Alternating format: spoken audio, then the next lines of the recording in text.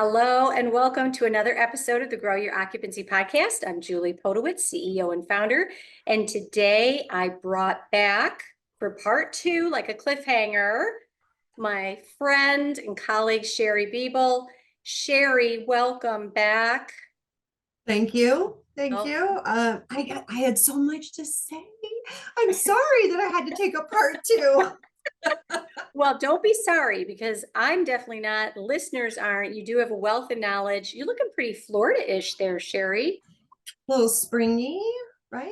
The sun is You're, out today here in St. Petersburg, Florida. So I now, was feeling it. you look great. You're matching your decor. I was in Oklahoma City yesterday and it was 80 degrees. We're filming this or recording this in late February or mid-February. And they were telling me in Oklahoma City that 80 degrees is not normal.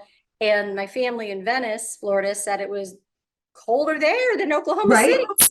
Yeah, 61, 62 degrees yesterday. It's an El Nino year here, El Nino year across the country, right? So crazy weather. That is odd, 80 degrees in Oklahoma. It is. It's I hope beautiful. you soaked it up. It is great. So, okay. Sherrie, you left us on a cliffhanger. Last podcast, you outlined three strategies, and it's tough to narrow it to three, I know. The pivot to profit by monitoring budget adherence monthly. Because I'd Mhm. asked you, what are your three strategies for 2024 with Yep. the communities you support? You want to give a quick recap? Yep. Pivot to And profit. It's not just about budget. It's about watching your business every day, every week, every month, and being able to make changes quickly, right? No longer waiting till the end of a quarter to do a quarterly review. What happened? We need to be on top of our business regularly. And make the pivots that need to be made very I quickly agree. so that we can get those profits. I Yeah. agree. Sherrie, I may have mentioned this last time, but the quote or the phrase that's often repeated is that insanity is the definition of insanity is doing the same thing over and over again, expecting different result. And my challenge is when people say, well, we got to do something different, what are you doing now? I think Right. oftentimes that's, well, what we're doing isn't getting us the result we want. Well, what specifically? Right. So I like what Mhm. you're saying, and I would agree. Know your business, know what levers are being pushed and pulled, and what the effect of those leading measures are. Because overhauling isn't the answer. Reactionary is not good, right? We need to be very thoughtful and strategic. Yes. And that happens is different at every level, right? That we talked about that in the first in part one, that the stakeholders at every level, the levers are going to be different and the strategies are going to be different. The outcomes are the outcomes, right? Move-ins are definitely they're the outcome of everything that goes in to the entire process at every level and in every discipline in the community, right?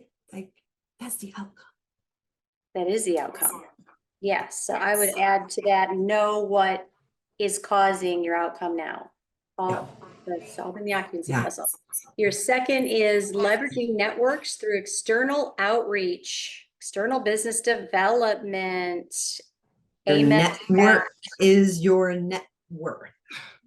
I love Yes. I your know. And I loved your blog on outreach is not dead or business development is not dead, right? It is there. I feel like, and to add on to what we talked about in part one, is that there's there are things that you do outside of the building, but there's so much business development that can be done when you're in the building as well. Leveraging the relationships that are coming into the community already, right, from different vendors. But there's still, and we always talk about the foundation, right? Every resident comes in with a doctor or a medical facility that they have visited. Why do you not know them, right? Why do you not have a list of them? Because that gives you the in with somebody. What right. about the parishes or the churches or the synagogues that they've been going to and the friends that they've had? There's such a wealth of built-in professionals that you can gain from every person that's coming through your front door already. and then use that to be Mhm. able to get in front of them and past the gatekeepers. Um, Outreach business development due to COVID completely annihilated, right? We were not allowed to go anywhere, couldn't do anything. And I truly believe that the habits continue, right? So it makes it harder to re-engage and say business development outreach is a part of what we do and what we have to do to continue growing our communities. And I think when you think about it, your network is your net worth. We're salespeople. We want to make friends. That is our our philosophy. That is our personality. We love to meet people. That's why we're salespeople. So go out and find your new friends. Go out and re-engage with the people that you used to. Make it a priority. It has to be there. Now I know it's not easy because when you leave the building, and if you're a single salesperson, what happens when there's a walk-in? What happens when the phone calls are, still coming in and your regional is telling you speed the lead? You've got a lot of Right, expectations, which is also what right. we talked about in the Yes. first podcast. The expectations are not changing. They're growing. The burdens and the responsibilities. I hate to say burdens. The responsibilities of sales keeps Mhm. growing. And unless we're helping and giving the resources, we can't expect all of our sales leaders to meet those expectations. We already know what the outcome has to be. We need more move-ins. We need occupancy. We want the revenue. We need the revenue so we can work on that bottom line, right? On Mhm. the NOI.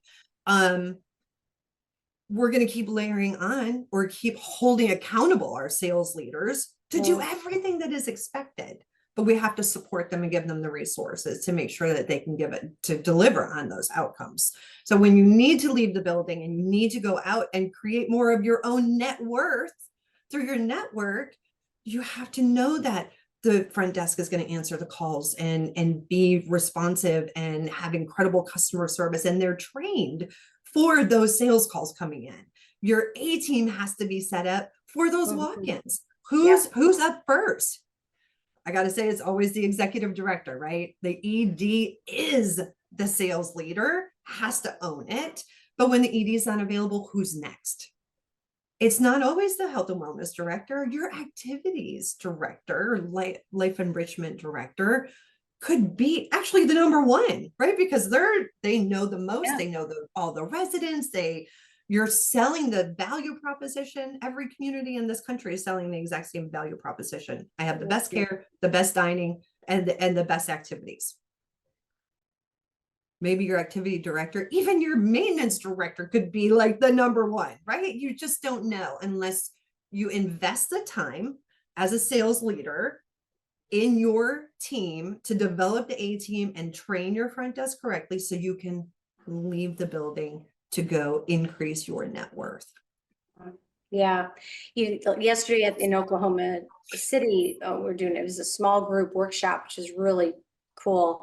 And one of the things that we really emphasized, one of the things they wanted to talk about was alignment, team building, not in numbers of people, but strengthening communication, how to diffuse that resentment or those eye rolls, which is a continued, It's I not don't my know, job. solve it. It's not going away. And one of the things that really stuck out to me was, it's the little things, it's the micro change that we can do, and the simple acknowledgement. So you mentioned the front desk, so here, we support them, we train them, we let them know what the expectation is. When you do get a phone call transferred and you meet someone lovely and schedule a visit, go back and say, thank you so much for transferring that call. So great. That's Donna. She and her mother are coming in. It acknowledges and reinforces the importance and what the outcomes are. And the same, like you talked about, Sherrie, engagement. Yeah, why are engagement directors not first up? Executive directors, of course, but oftentimes, I don't know if you still see this, that engagement or activities directors way low, if at all, on that A team. And boy, engagement and sales, isn't that why people move in? It's dining. right? And again, that alignment with why are you being looped into this? What does it mean to you, Mhm. department? What does it mean to your staff? And when we all understand that and we buy in, then we're more bought into the value of what we do, which then in Right. turn makes us feel good. And it's tough. I mean, the front desk concierge, that's a hard job. That's a hard job. They And get it from every angle. they Yes. do get it from every angle. So, do I make a difference here? Or am I just the person that gets the complaints, right? Yeah. I also think, Julie, that as sales leaders in communities and in regions, if we invest in our teams that we're working with every day and help them understand the why. Mm-hmm. Everybody wants to understand, and we sizzle, right? People sizzle when they feel like they understand and they're a part of the family, a part of the team, a part of the success in the community. As sales leaders, if just that mind shift, this is funny. I keep this on my desk, right? It's one of those kaleidoscopes. Oh, I like it. It's a tiny turn changes the entire picture, right? Thinking about it, like, what can I do today to change the perspective of somebody on my team who maybe just isn't getting it or doesn't want to be a part of it? Maybe they're having a bad day, or they're brand new. As a sales leader, I can take a half hour to invest in a fellow team member, because that half hour investment is reaping rewards way beyond that half hour. Mm-hmm. It's Mm-hmm. the investment of time. I try to do that. I invest time in my visits to our communities, in team members, in social media. How many times I scroll through social media and you see some great post from a community. When you comment on that and you use their name and you can make it personal, I invest. Now that took me 30 seconds. That was an investment of 30 seconds. But on my next visit, they remember that and actually come forward with it. There's so many things that we can do that can be so simple that have the greatest rewards. I like to think through how Uh-huh. can I help my team see things and be a Yeah. part of it and understanding the why to get to the outcomes. What And that's going to help? help you get out. Yeah, okay, it help you get out. Okay, so or help you, like you mentioned earlier, the layering of responsibility. And it's one person often, or two, if it's a real large building, way too much job for one person. But Yep. the internet, the digital leads and the digital lead source, that's added almost a job, right? To Mhm. this already spinning plate position. Yeah. What did the two-part question? What is your any advice that you would have for an overwhelmed sales director or sales associate? And then the second is, in where are they finding, like, if they could raise their hand and say, I really need some help, or could I get some resources? Where do you see the greatest opportunity there? In absence of sitting in, the virtual sales person, we can pick up the phone and, that's great. But in the absence of actually doing their job, what resources? So the first is advice for the ever spinning plates, and the second is resources. Yeah. So, I mean, part of what we've already said today of how you incorporate your entire team into the sales process is number one advice for an overwhelmed sales leader in a community, changing your own perspective. You also have to know that as a sales leader, we're going to be the first to put most of the burden and the responsibility and the fear of not equating out or delivering to the results of what is expected of us. We're always our own worst critics. you being able to reset your own mind, because the moment you slip into desperation, you have lost yourself. You are not going to deliver who you are to every tour, to every phone call. You lose yourself. You have to be able to reset and keep yourself in a positive mindset that that next phone call is going to lead you to the next advancement, right? And that's hard. It's hard. We get a lot of no's as salespeople. We get more Yes. no's than yeses, but the minute we allow that to stop us from being our best and delivering our best selves, is the minute you're going to lose it more and get more no's. Excuse me. I thought I also do a lot of talking and trading, but it's micro, it's one-on-one, right, Julie? Because we have a lot of opportunities to be with salespeople. You have a much bigger opportunity and bandwidth, but thinking through what when a prospect or a family member walks through that door or picks up the phone to make that initial phone call to get information, what do they need? What are they looking for? First of all, we already know from research, more than 50% of them identify the process of learning about long-term care as fearful and full of anxiety. If you know, as a salesperson, when you're working with our prospects or their family, that they're terrified and they don't know what they don't know, how do you help to become a family member? Right? Like, I feel like if that's the mindset, I'm not here as a salesperson, I'm here as a family member. I'm here with you to help walk through this process and make sure that you get everything that you need to be able to understand and make decisions and choices for yourself or for your loved one. I feel like it's mostly mindset. You got to be in the right mindset. And if you think about it from that perspective, it's, yeah, you have a lot of responsibilities. Yes, you have expectations that you have to meet. Being yourself and being authentic and being organic and understanding who's coming at you and what they need, delivering that, your expectations are going to be met, because people want to be with people, not with salespeople, right? I feel like that's probably number one advice. And that was a lot of info to go into just a piece of advice. Well, mindset, jumping in here for a minute, frustration. So frustration is a useless emotion, completely useless, our mindset. And we're human, we're going to get frustrated.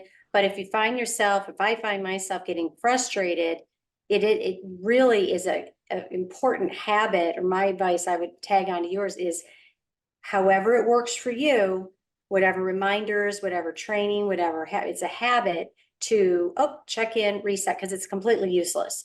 And same with worry and guilt, it's all useless. I'm so worried about you. That doesn't help, and you just ate up your energy and time. That's not to say we don't worry about our loved ones, but it doesn't add, it subtracts.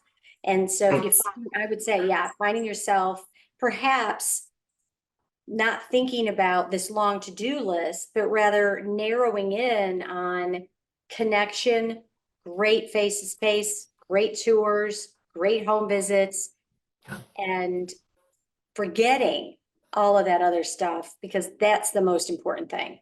When you can do 2 of those a day, right? Right.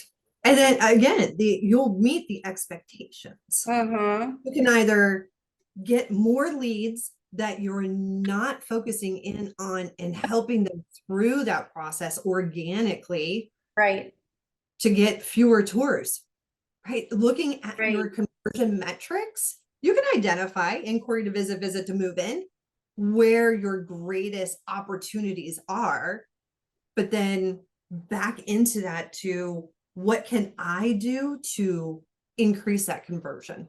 Because the more people that come into your community, the more move-ins you will get, right? I see this across the entire country, that inquiry to visit is a lower conversion metric. I agree. How do we change Right. that? Where's the pivot to profit, Yes, I inquiry agree. to visit?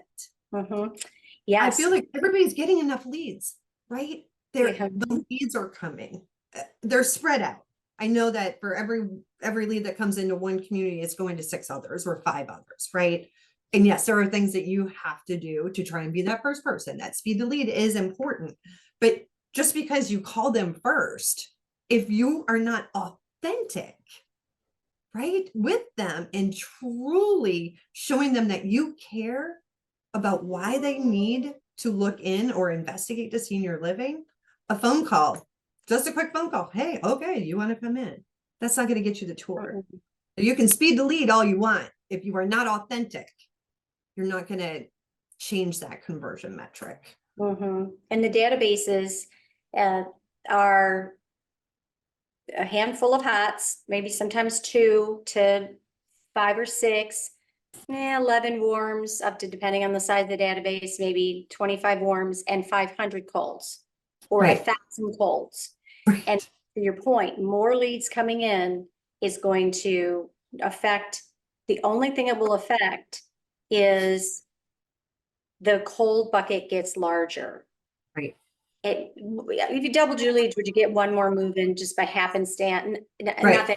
Not that any move in doesn't take work. Every move in takes work. It But does. that, yeah, how much work per, how many levers to pull to Mhm. get that move in. So I would agree with you 100% that, and I don't know if we talked about this last time, Sherrie, but 20 years ago and even 10, I can't quite pinpoint, probably even 7, it was that tour to sale, tour to move in. And now it's flipped. We're seeing the Yep. tour to move in conversion pretty good. And sometimes in cases are really good or Right. great. Then you look at Yes. 11% or 17% lead or connection to tour. So Exactly. that's, yeah. So it goes back to those discovery and how, I don't know how long and how much we're going to need to say it. I think every day. And one last thing, and I want to shift it back to you, is when I was listening to you, Sherrie, having that authentic connection, empathy, having empathy. You don't have to agree with somebody. You empathize with them. You don't have to feel their feelings. You shouldn't. It's the same. I mean, anyone at any level of business should take the same advice. So if you're a coach, you're a regional, you're an ED, you're a team manager, you're a VP of sales, you're COO, CEO, empathy, listen, connect. Yeah, sometimes you gotta make super, super fast decisions. Sometimes it's like, you know what, we're going with this, we're doing this. And we all need to do that. But what's really important, just like you said, what's really important for a salesperson is that connection and listening. It's the same with your customer. Your customers are your teams, right? My customer's my team, and yes, so important. And it does take time and practice. It does. It does. Mindset, thinking through it. What are they experiencing? How do I help them through this? And if you think about listening as the sizzle, everybody, they want to talk. They need to talk, to be honest with you. Something has happened for this research to have started. They need to get it out. So the more we listen and ask those open-ended questions to allow them that space, it opens up their dopamines, and they are connected with you because you're listening. That makes them feel good. That makes them feel like they have a friend, somebody that's going to help them. That's the mindset. That's the organic piece. And it's not simple. I'm not saying being a salesperson at any level is not simple, but those that are working frontline in our communities, they have the absolute hardest position as sales in our industry. But the regionals, divisionals, corporate investors, the more we model that with them, the easier it is for them to see how it works or how it's done, right? So you're absolutely right. At every level, we need to listen, not be the talkers because we know everything. That's not the case. we learn every day. Yes, we do. That's one of the many, many, many, many reasons I love this business. And I like this part of it because you're never that good at it.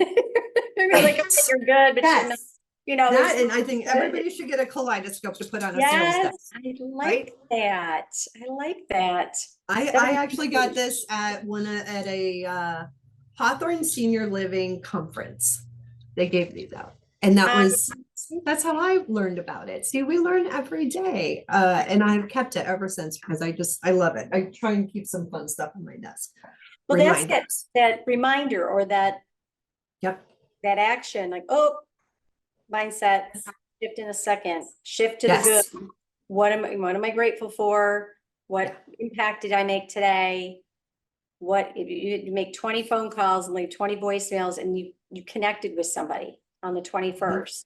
Right. Exactly. Celebrate that because that's a grind. Yep. Oh, well, Sherrie, like I said, my gosh, I could talk to you all day or listen to you all day. To kind of wrap it up for part 2, maybe we'll move to part 3 later.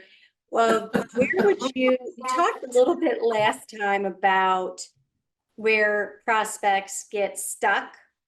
And I often think before you give the resources, just the sales coach and me say, when they're stuck and they're giving you their objections, reconfirm, is that really an objection or is that just, I'm not ready right now. I need to talk more. I need an advisor. I need a coach to help me talk through, right? But there are a lot of logistical places and logistical selling homes and can I afford it and moving and talking to families and I mean coming in for paperwork or I don't do digital. I mean, there's just a lot of multiple bank accounts. Where do you see the greatest need for help in as far as resources?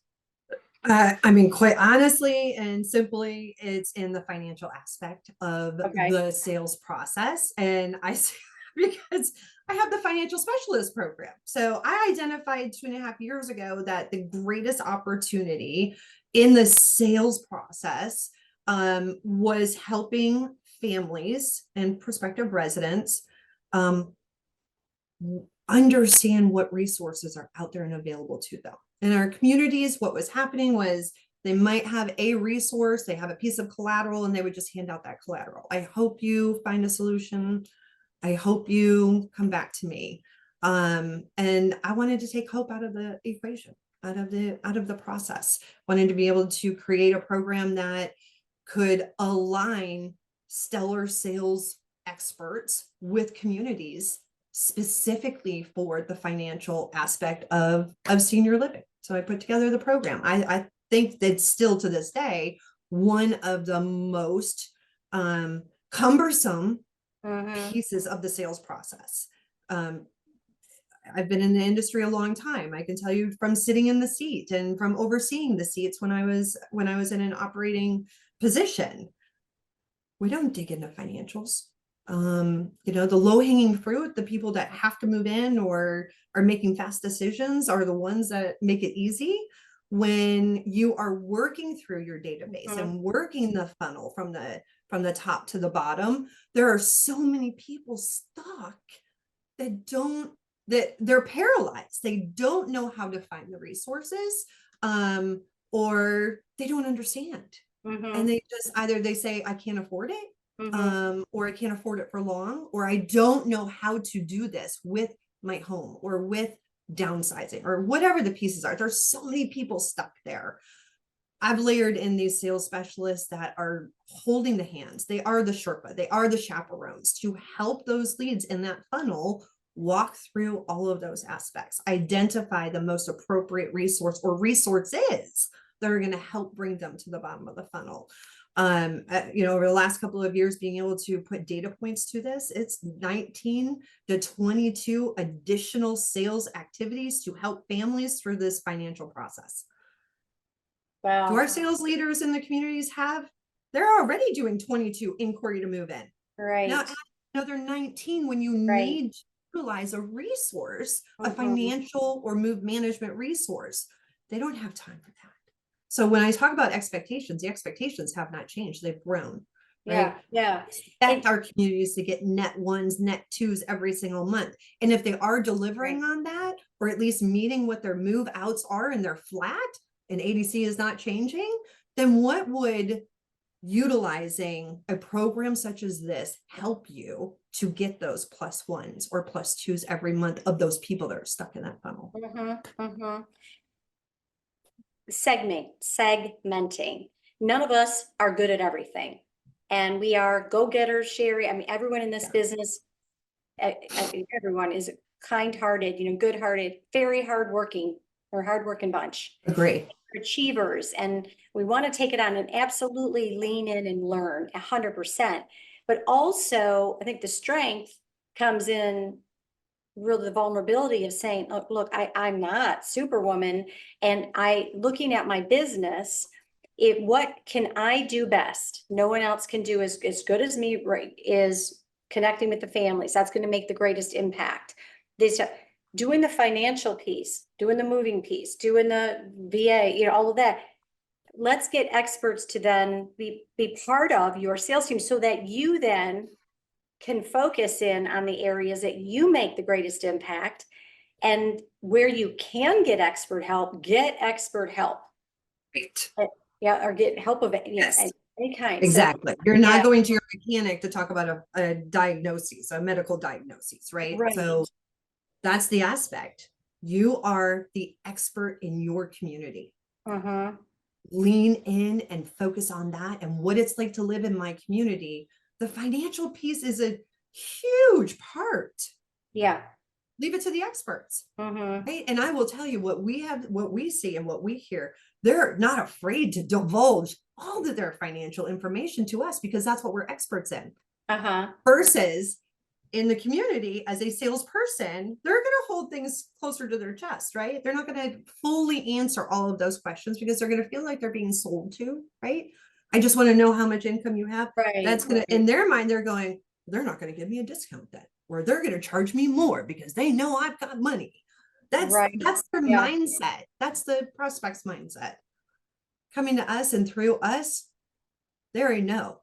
I'm coming to you to talk about my financials. Don't look back, which has also quite honestly helped us help the communities decrease incentives and discounts and collect community fees. Because when we are helping them with their financial, either understanding their financial aspect and how that works in the community, or coming and utilizing resources, if there's a bridge loan that's needed, right? Till you get to the aid and attendance award or to your long-term care insurance exemption period, or selling your home or whatever the case may be, and you need a bridge loan, we know what the rate is. You've already shared that with us. We know what the rate is. We know what a possible level of care is going to be. We know what your community fee is. So as you are trained to be confident in the community, we are confident in what we do. And this is the rate, and this is the community fee, and this is your level of care. This is going to be the cost. We're not saying go back and ask for a discount. Go back and see if they'll waive the community fee. No, part of what we're delivering, and this comes from me coming from the ownership side, is that the expectation is revenue is going to increase. How is that going to happen? I'm layering that into what we bring to the table as a value add. Sherrie, thank you so much. Again, how can somebody who's listening and thinking, "Ooh, I'd like to learn a little more about what she's talking about," how do they reach you? Come find me. Search me. Senior Living Financial Specialist.com. And I'll be at every conference, right? Come find me, pull me aside, send me an email. I'm here. I want to help. My feet hit the ground every single day to identify pathways to achievement. And that achievement is not for me. It is for everybody that I come into contact with. So how can I help? Julie, thank you so much for your time and giving me a part two. Yay. Thank you so much for listening or watching Grow Your Occupancy podcast. We're picking up our kaleidoscope, making it a great day, shifting our mindset. And I hope this helped yours. And no matter when you're listening to this, again, I'm Julie Podewitz here with Sherrie on part two. We'll talk to you next time on the Grow Your Occupancy podcast.